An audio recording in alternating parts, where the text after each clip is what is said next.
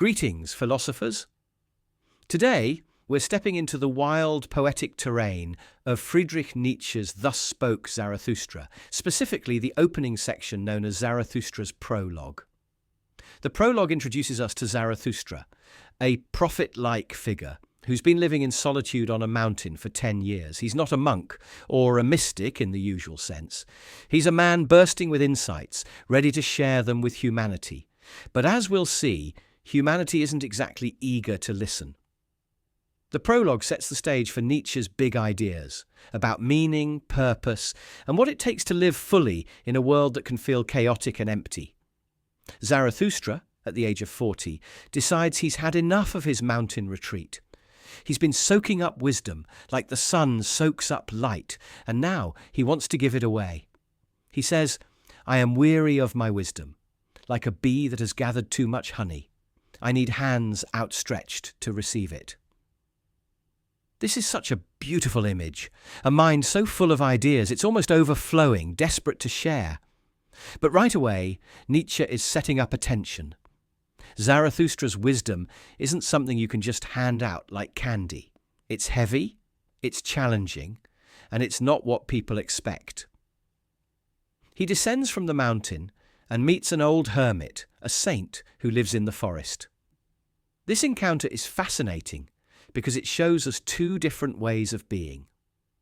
The hermit is devout, content in his faith, praising God and living simply. Zarathustra, though, has moved beyond that. He tells the hermit, "I love mankind," but it's clear he's not here to preach the same old comforts. When the hermit says he loves God, Zarathustra keeps quiet, but later, alone, he muses, could it be possible? This old saint in his forest has not yet heard that God is dead. Now, this is one of Nietzsche's most famous lines, and it's easy to misunderstand. God is dead isn't just about religion. It's about a world where the old certainties, the big stories we used to rely on, don't hold up anymore. For Nietzsche, this isn't just a loss, it's an opportunity. If the old rules, religious, moral, social, no longer guide us, then we're free to create our own meaning. But that freedom is scary, and Zarathustra knows it. The prologue is his first attempt to grapple with that freedom and share it with others. When Zarathustra reaches the marketplace in the nearest town, he tries to speak to the crowd. He talks about the Overman, or Übermensch, a concept that's central to Nietzsche's philosophy. The Overman isn't a superhero with a cape. It's a vision of humanity's potential, someone who creates their own values, who lives boldly and authentically in a world without preset meanings. Zarathustra tells the crowd, man is something that must be overcome. He's saying that we're not the finished product, we're a bridge, a work in progress, capable of becoming something greater. But the crowd doesn't get it. They laugh, they jeer. They'd rather watch a tightrope walker perform than listen to this strange mountain man talk about overcoming themselves. This is such a human moment. Zarathustra's offering them a vision of freedom, of creativity, of a life they could shape for themselves, but they're distracted by spectacle. It's like trying to talk about the meaning of life at a rock concert. Good luck getting anyone's attention. And when the tightrope walker falls and dies in a tragic accident, Zarathustra is left carrying the body, reflecting on the gap between his message and the world's readiness to hear it. This failure in the marketplace is so telling. Nietzsche's showing us that big ideas that challenge us to rethink everything, aren't always welcome. People cling to comfort, to entertainment, to the familiar. Zarathustra's message is too radical, too unsettling. He's asking the crowd to let go of their safety nets, to embrace a life of risk and creation, and they're just not ready. But instead of giving up, Zarathustra decides he needs to find companions instead of preaching to the masses. People who are ready to walk with him, to wrestle with these ideas. Let's zoom out for a second and think about what this prologue is saying to us today. Zarathustra's journey starts with a kind of loneliness. He's full of wisdom, but he can't just dump it on people. That feels so relevant. How often do we have an idea, a passion, something we want to share, but the world just shrugs?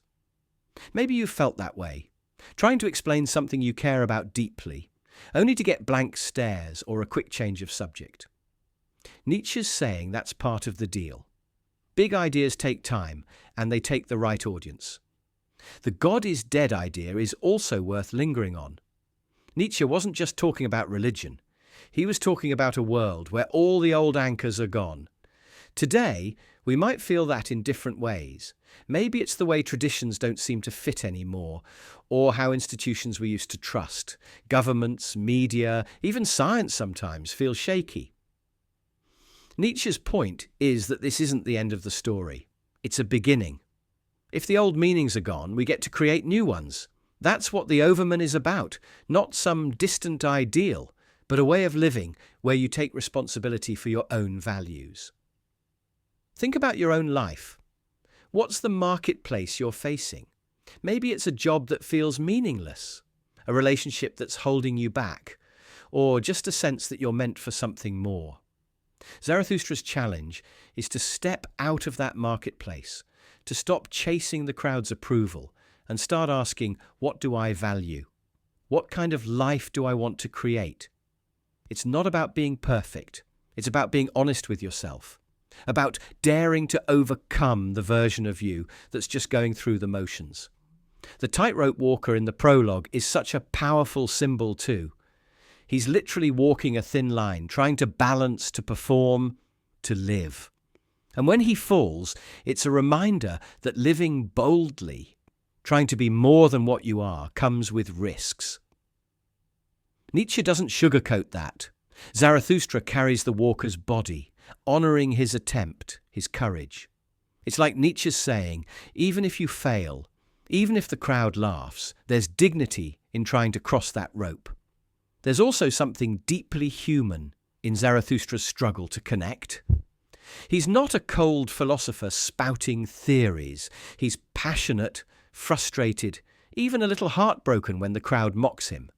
That's Nietzsche, showing us that philosophy isn't just abstract ideas. It's personal. It's about how we live, how we deal with rejection, how we keep going when the world doesn't understand us. Zarathustra doesn't give up. He pivots. He decides to seek out individuals, not crowds, people who are ready to hear him. That's a lesson too. Sometimes you don't need everyone's approval, just a few who get it. As we wrap up, let's bring this back to you, the listener. The prologue to Thus Spoke Zarathustra is an invitation.